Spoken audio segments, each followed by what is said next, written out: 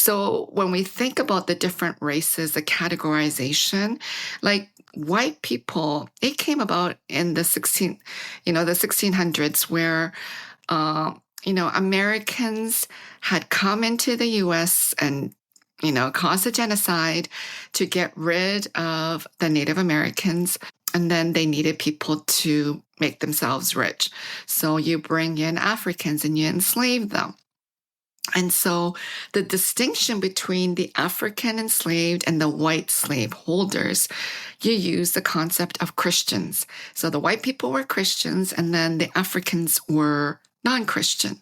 So that category worked for a while until the Africans started to become Christians. And then so that category didn't work anymore to differentiate themselves from the enslaved. So then you use other categories, and then white people became handy. So the slave owners were white people, and then the enslaved were African or Black people. Well, hello there, Faithful Politics listeners. If you're on our podcast feed, or viewers, if you're joining us via YouTube, so great to have you with us today. This is Josh Burtram, your faithful host, and we have, as always, Will, our political host. Good to see you, Will. Hey, good to be seen. All right, man. Well, today we get the distinct pleasure to interview Grace Ji-Sun Kim. She is a professor of theology at Earlham School of Religion and an ordained PC USA minister. She received her MDiv and PhD from University of Toronto. Grace is the host of the Mandang. Did I say that right, Grace? I'm sorry. Mandang. That's my whiteness coming out there. Very, very, very clearly. Yeah. Madang podcast. Podcast, and a prolific author with works including Invisible, Reimagining Spirit and Healing Our Broken Humanity. And of course, today we're interviewing her about her newest book, When God Became White, Dismantling Whiteness for a More Just Christianity. Her writings have been featured in Time, Huffington Post, U.S. Catholic, and The Nation. And she's appeared on MSNBC, PBS, and C-SPAN. She's a sought-after lecturer and has presented globally, including in Malaysia, Korea, and Brazil. And she serves on multiple boards, including the American Academy of Religion and the Center for Reconciliation at Duke Divinity School. And she was named as one of 10 important women theologians that you should be reading by the Englewood Review of Books, and one of the top 10 writers shaping our movement by the Center for Progressive Renewal. Grace, it is so great to have you on the program with us today. Thank you so much, Josh and Will, for having me on. And thank you for that wonderful introduction of who I am. Well, you are welcome. It just reflects the wonderful person that you are. Oh, thank you. And so we are, so we're looking forward to this. So I got to ask, one, I love the cover. The cover is great. It's one of the more colorful ones that we've received as a book, and I really like that. I think there's probably some purpose behind that. And so, but I'd love to just get a sense, like I read that, fabulous introduction, but I'd love for you to give our audience kind of a deeper sense of who is Grace, and what brought you to this place where you're writing a book about how God, or when God became white. Okay, so just to say a little bit about myself, I was born in Korea, and when I was really little, we immigrated to Canada. So starting kindergarten all the way up till my PhD in Canada, and then we moved to the U.S. where I began to teach.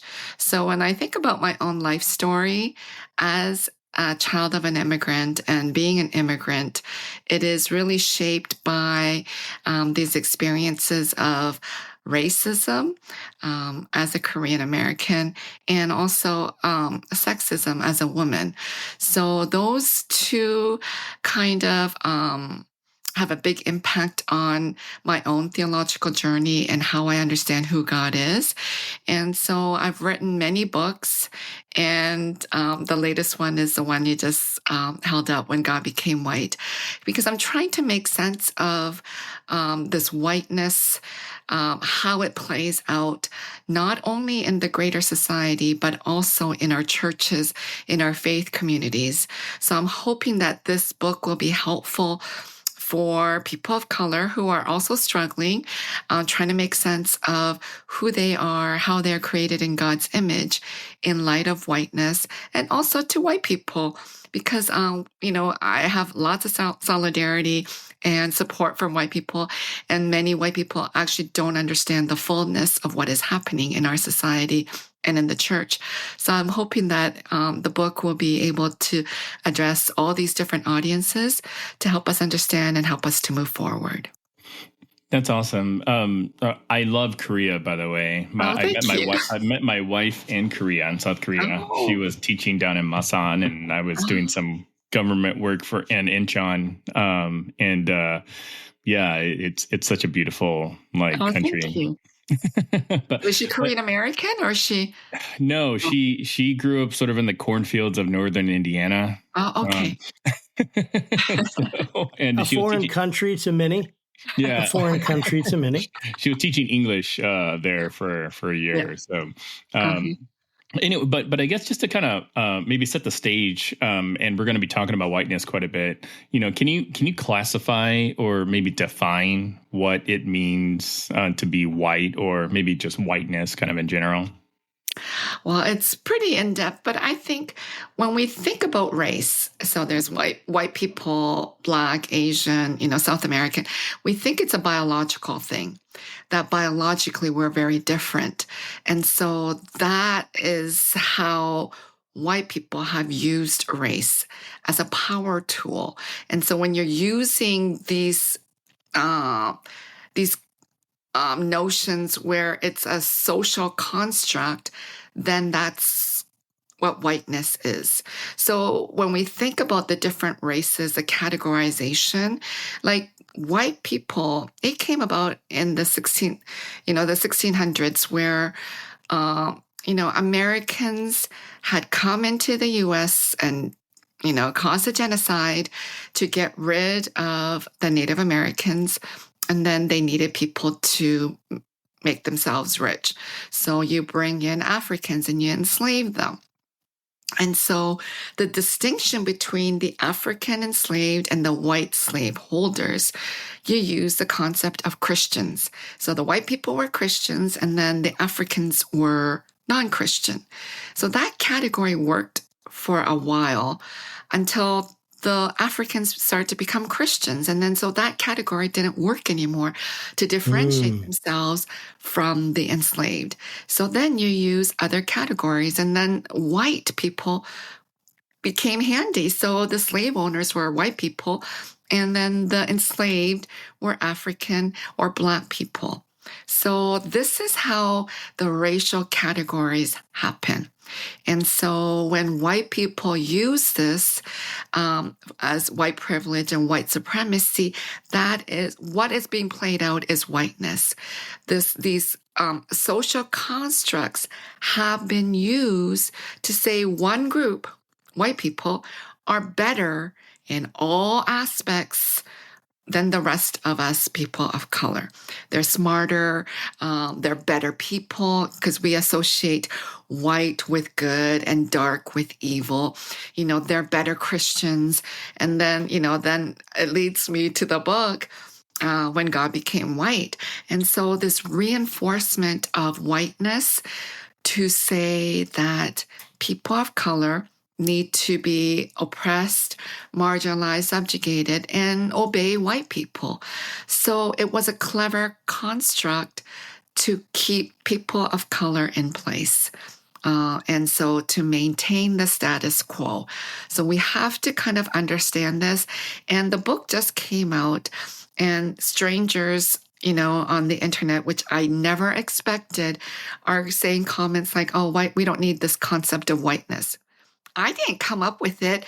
It emerged because of How what dare is you? happening. Because when things happen, we have to describe it. It's like saying, get rid of racism. How can I get rid of racism when it's a fact and it happens? So whiteness is happening, and it's to help white people maintain their power, and the rest of us, we become powerless.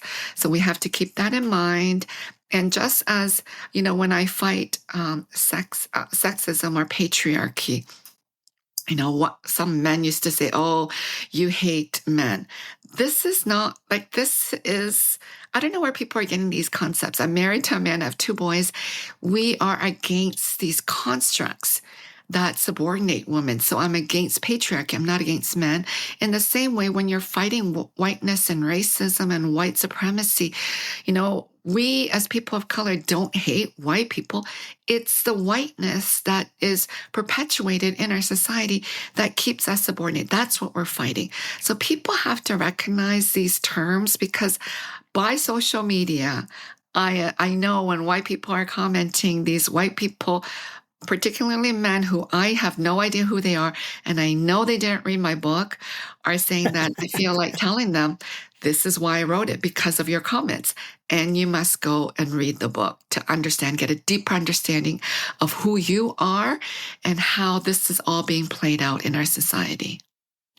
That's so interesting. And I love what you said, because I'll just kind of give you just a quick, biography of just race in my family. So my mom was born in Saigon.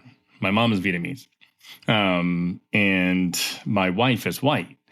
So obviously I've experienced racism. I'm Black in America. So it's like, I've heard the N-word, hurled at me in a bunch of very creative different ways throughout my life. Recently my 10-year-old, who has more of his mother's complexion than mine, told me, hey, a friend of mine was using the N-word a lot, and I was did you tell him who your dad was? He's like, I just didn't really know how to react, and it was just weird that both myself and my son have heard the N-word, but used in completely different ways, because my son looks white, and I do not. So I just thought that was a really, insightful sort of explanation of what whiteness is, and I don't know why racism still prevails today. But go ahead, Josh. Yeah, it's fascinating, Will, and that breaks my heart, honestly, to hear that. And actually, my son, who of course is white, maybe not of course, but he is. But he said that he heard friends saying it too, and he was asking me, "Is it racist to say that?" And I'm like, "Yes, very much so.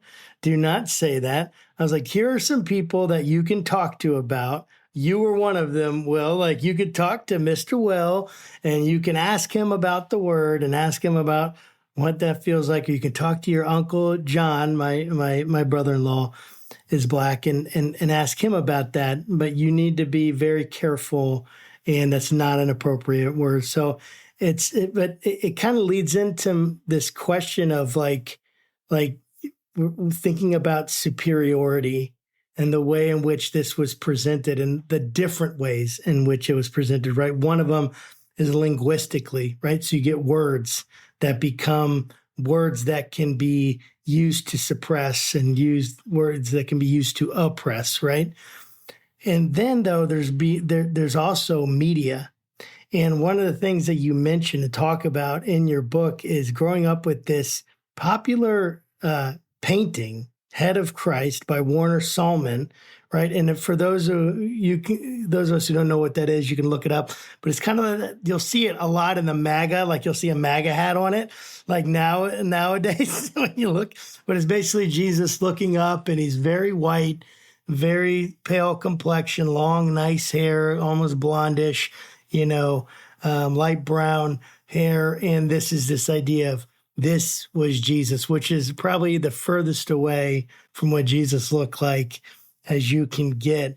But you mentioned that. Kind of share how that image shaped your early understanding of Jesus and God, Grace. How did that affect you?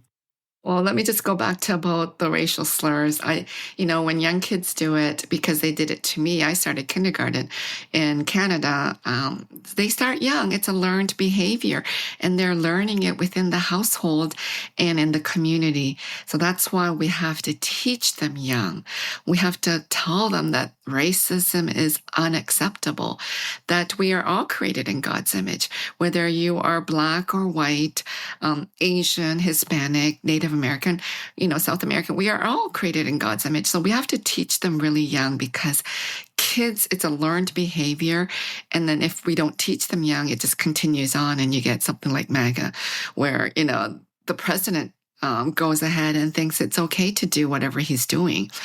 So, and now going back to that picture, that was one of the most popular pictures in the 80s and 90s. It was everywhere, this white Jesus. And, my dad picked it up somewhere, and I'm sure he picked it up for free, because nothing in our house was bought except for the beds that my sister and I slept on. Everything else was a hand-me-down or found in a dumpster. So he must have found it somewhere, or someone gave it to him off the street, and he brought it home. And my mother thought for sure that this was the likeness of Jesus, and so taught us. So I grew up with that white image. And in my early 20s, I was sent by the Presbyterian Church to India, and I saw it there too. It was all over India in all these different churches. And that kind of solidified in my head, oh, this must be how Jesus looked like. And so what it does is, many of the images, whether it be that particular image that people are going to be familiar with, or, the other ones in Europe, stained glass windows and images of a European white male Jesus, it reinforces. So it's a big cycle that is happening, because this white Jesus then becomes the architect, or it reinforces this whiteness that is happening in our society. So racism is legitimate because, hey, we are worshiping a white male Jesus. So, of course, white people are then closer to God. It was always taught that way. When, the early church fathers, when we think about their theology and how we look at the lineage of the papacy and the bishops and the priests, they all thought, if God is male, that they are closer to God than women. Therefore, all the popes and the priests and the bishops are going to be men, because they are created in more likeness to God.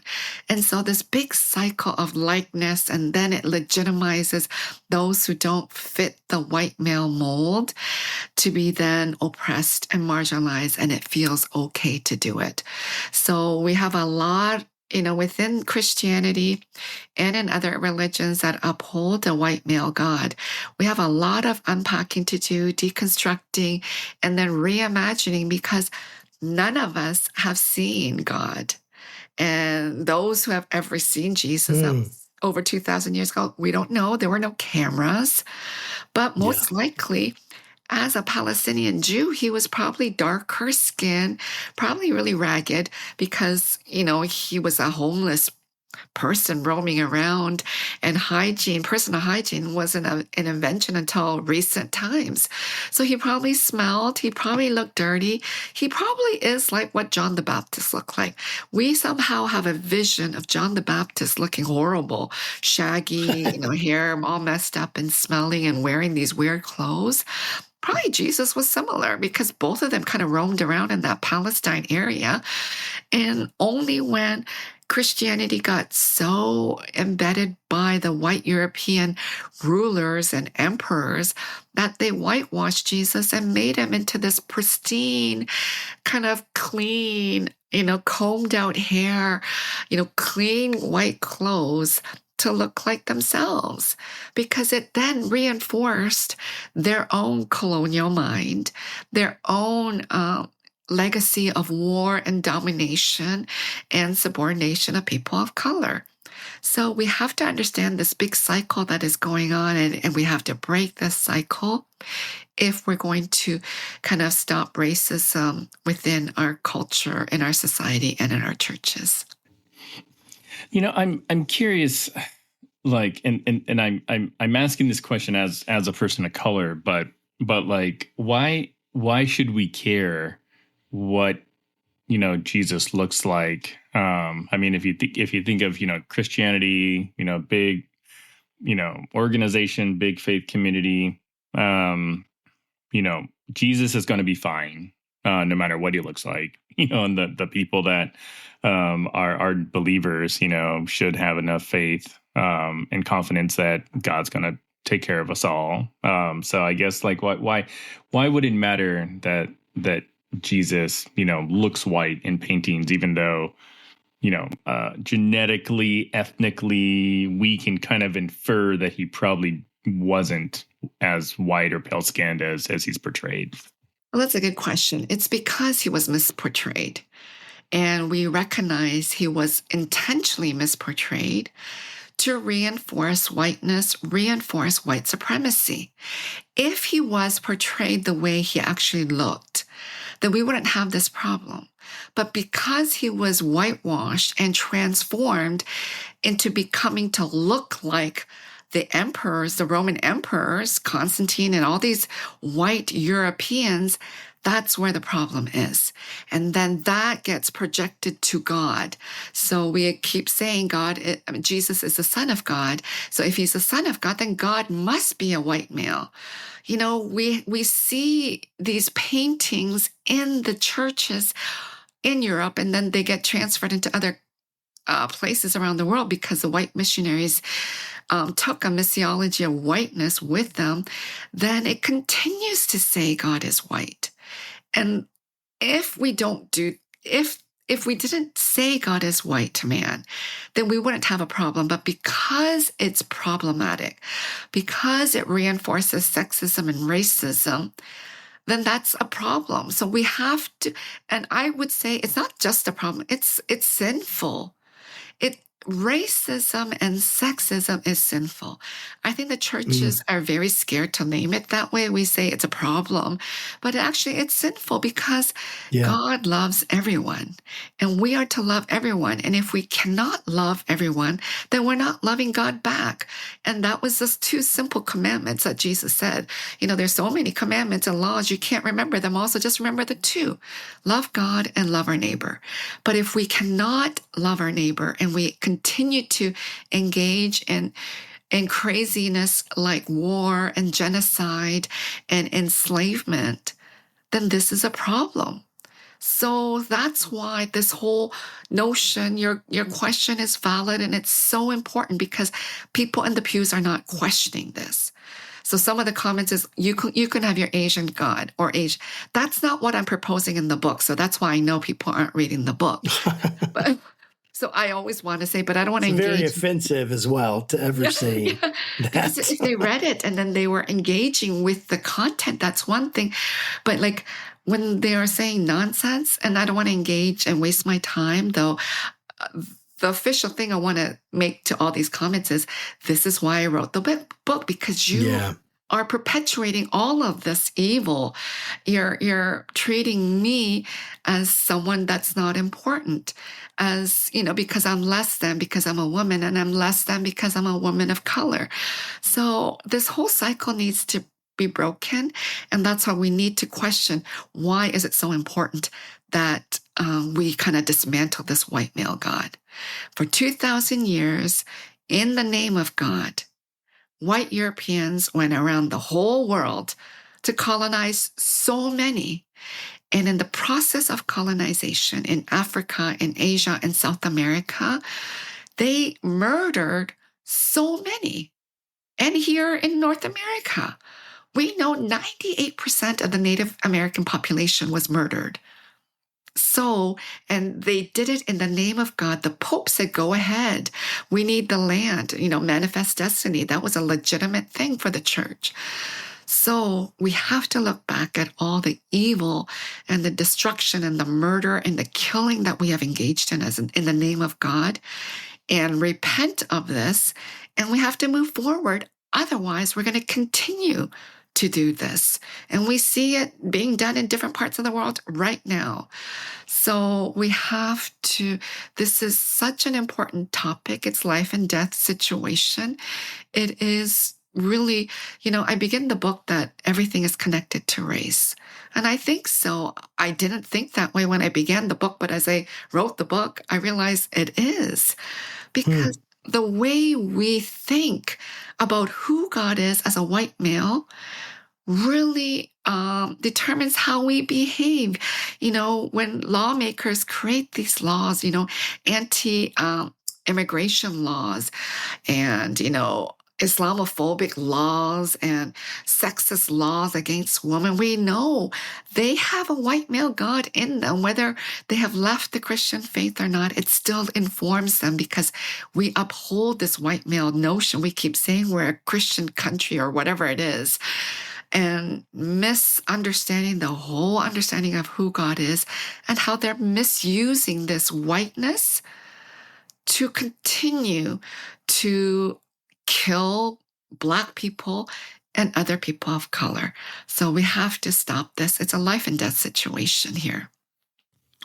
Yeah, I totally hear what you're saying. I'm very sympathetic to what you're saying, and it makes me think about the Gospels and how Jesus, one of the things he did that upset people so much was that he put a mirror to them, and part of it was showing them the ugliness of their past.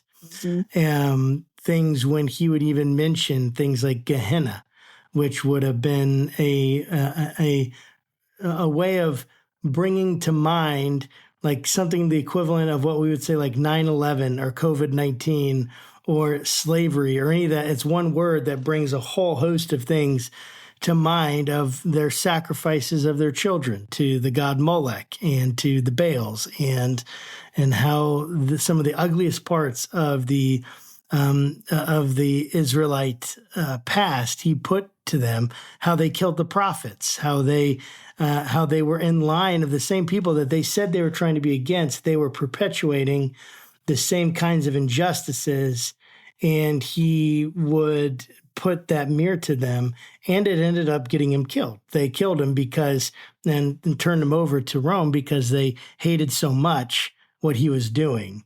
And I'm sure that in your experience, right, part of what you're experiencing, I'm sure, in these comments is part of the, I'm trying to think, I don't want to call it collateral damage. That's not the right word, but it's part of the cost of doing what you're doing. And as terrible as that is, and I just want to encourage you and really thank you for doing it and enduring those terrible comments. And I pray it never, ever be anything beyond just these terrible comments because you're bringing truth, right? And of course, you're coming from your viewpoint, but all of us come from our viewpoint. And so the question is, what's being said? How do we, what I would ask all of my white brothers, especially white brothers, we're white brothers and sisters, to say what does offend us and why. If it's actually offending you, can you do some work and ask why? What is it about this that's offending me, and does that please God? And obviously, this has affected you a lot, and this image of this white Jesus has affected you growing up, seeing it in these spaces where you're worshiping, where you're loving this God, where you're supposed to love this God with all your heart, soul, mind, and strength, and then seeing this God in your mind's eye as this white Jesus. How did that affect you, and at what moments did you begin to question this depiction as you were going on your journey? I started to reflect on what white missionaries did in Korea. So I appreciate that they brought the gospel message, but they also brought whiteness with them. So they continue to say about Koreans that we are lazy, we're uneducated, we're so unintelligent, all these negative things. And that happened in Africa too, and in South America, called barbaric. And and then you kind of internalize it as colonized people. Because they keep telling you this, they write about it, they telling everybody about how horrible we are, while as the white Europeans are so superb, so intelligent. They have the truth in everything, in religion, about philosophy, about science, etc. So, as I learned about my own past and what the missionaries taught and told us Koreans, I questioned it a lot. And growing up as an immigrant, people continue to immigrate. It's not like one immigration happened, but we continue. And so even in school, when people had the Asian accent, because you come later in life, it's hard to get rid of it. Just like the Scottish and the Germans and the French, they have an accent when they immigrate, but their accent is preferred over an Asian accent or an African accent. Our accents are horrible, and made fun of. While we think, our English, our American accent is so different from the British, but we think British, whatever they say, they sound so smart. That's the narrative. So this upholding of white people and the downplaying of people of color, that is so not what the gospel is. You were saying all these stories earlier, Josh, about, Jesus kind of putting the mirror and, telling people what you're doing is wrong. And he did that by example too. He went to the Samaritan woman at the well. First of all, Samaritans were not, the Jewish people didn't engage with them, let alone a woman, a Samaritan woman. She went in the daytime where it's not busy. So the wells are really busy in the morning because they need the water to do the rest of the day's work. And then you collect it again at night where it's cooler. But in midday, people don't go. So she went there on purpose. She knew people weren't going to be there. She's disliked by the dominant culture. But then Jesus purposely goes and talks to her and engages in this wonderful conversation. So he does it by example. He is reaching out to the marginalized people and to the women. And we need to do likewise. He is saying that we are all created equally and we need to love each other equally. So, there's a lot of work ahead for us as Christians. We don't have all the answers. And that's why it's important to engage with people who haven't been at the table, who haven't been welcomed at the table, like women. It's only in the last 50, 60 years that women were allowed to engage in theology with the feminist movement in the 1960s. And then we're getting a deeper and a richer understanding of who God is. And then people of color, Africans and South Americans and Asians, we bring our own perspective and our own deep languages and culture to help understand. And then I know white people are going to react and say, oh, you cannot do that. But white Europeans, they brought paganism in. If as we are leaving Easter, we forget that even the word Easter comes from a pagan goddess. And so even how we even pick the date of Easter with the lunar calendar, we don't get this because we feel that white Christianity is the truth. It's pristine. It's never been kind of messed around with other cultures. It's been messed around a lot by white European pagan practices and other cultural aspects that God infiltrated into Christianity. So I think we have to be aware of our history and question ourselves, how are we going to move forward? I was thinking of two things. One, like we interviewed this this religion reporter who wrote an article that said, God's pronouns are they, them.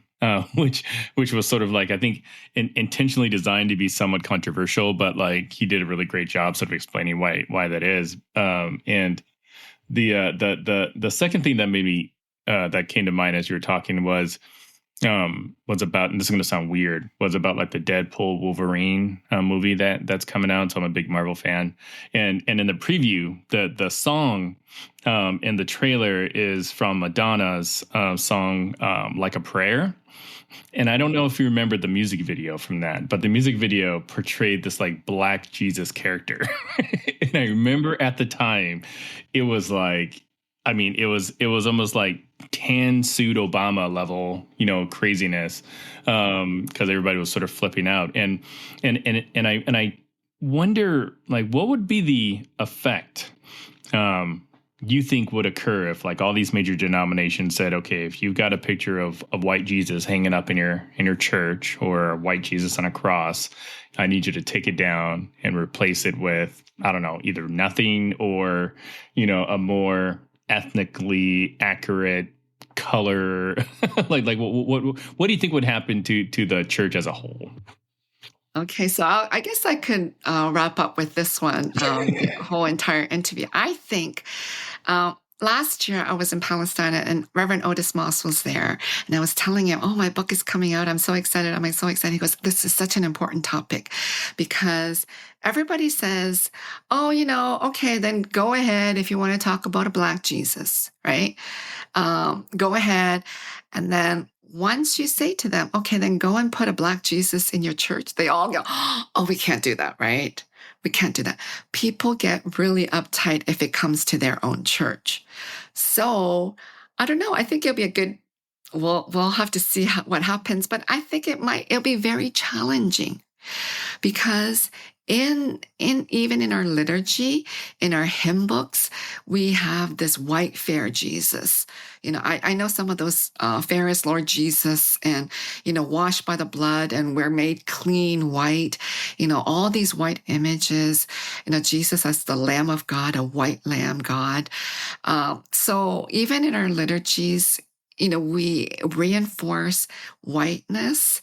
And so it has to even be the image and changing so much of our liturgy. And people say, oh, pronouns don't matter, right? Why so? But once, I don't know who your guest was, once you put a pronoun out there, and then everybody gets all upset. They're okay with he, him for God. But once you put she or her, everybody gets offended. Right? Everybody are so uptight, goddess, and then everybody's like, it's not Christianity at all. So I think, there's a lot of education things that we need to do. There are a lot of feminine images in the Bible, and I present some of that in the book. And so we have to kind of reimagine who God is, because all the words that we have, pronouns, whatever, they are not God. I think we get so fixated that when we use Father, we think that is God. That is not God. These are just words, images, metaphors to help us to get a better understanding of who God is, but that is not God. Augustine, a theologian, said, if you think that is who God is, then that is not God. Because what Augustine and what other theologians are saying is God is infinite. We cannot imagine the fullness of God. So whatever metaphors we use, they, them, or, he or she, they are just pointing a finger. And we are these finite little human beings. Our brains are tiny. We cannot imagine the fullness of God, but we need everybody at the table to help us to get a deeper understanding. So I think that will be a great challenge, Will, that you're giving out. And that will make people really question their whole upbringing in the church, their whole liturgy, prayer, their icons, whatever paintings, stained glass windows, and images of who God is, and try to dig deeper into the fullness of who God is. That's good. Thank you for sharing that. So how can people keep up with your work? Where can they get the book? And how can they follow you in general? So here's my book. It's a colorful book. You can get it wherever books are sold. Ebook, and then I think audiobook is coming out soon, or if it hasn't. And they can follow me on my Substack. It's called Loving Life, or just Google me. I have a website, and you can follow me on Substack. You can subscribe there. It's free, or you can do a monthly contribution. And I'm all over social media, all under Grace G. Sun Kim. On Twitter, I just got into, I think it's called Threads. I don't even know what it's called. I just got on there. I don't even know what I'm doing, but I'm there. And I'm on Instagram, Facebook, all under Grace G. Sun Kim. But following my Substack will be great, Loving Life. And please do read the book and then engage with me too.